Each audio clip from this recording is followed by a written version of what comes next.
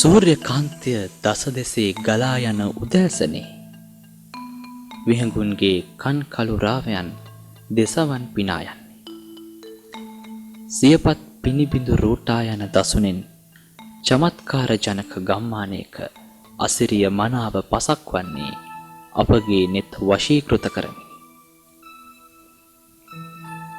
මෙවන් සුන්දර ගම්මානයක් ස්වභාව සෞන්දර්යෙන් ඔබට ගියපු වටිනාකමක් ශ්‍රී ලංකාවට එක් කරන්නේ දැයි ඔබට සිතේද?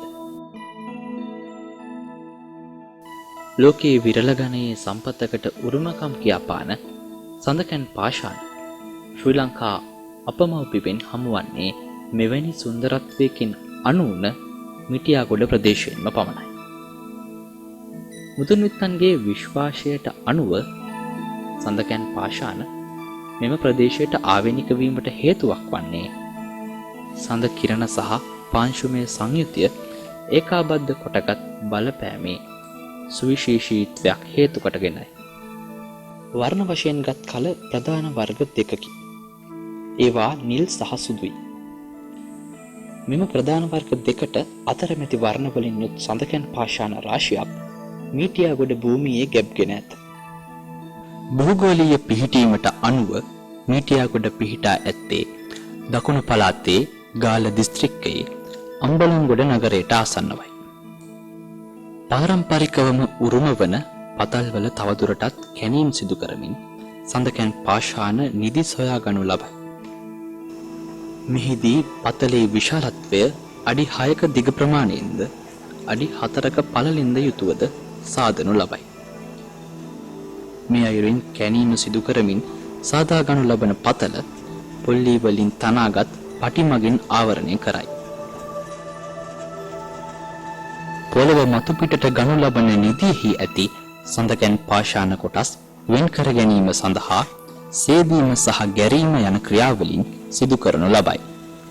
සේදීම මගින් සඳකැන් පාෂාණ සමග මිශ්‍ර වී ඇති පාංශු කොටස් ඉවත් කරනු ලබන අතර කෝඩ යොදා ගනිමින් සිදු කරනු ලබන ගැරීමේ ක්‍රියාවලිය මගින් තවදුරටත් සඳකැන් පාෂාණ වෙන් කර ගැනීම සිදු කරයි.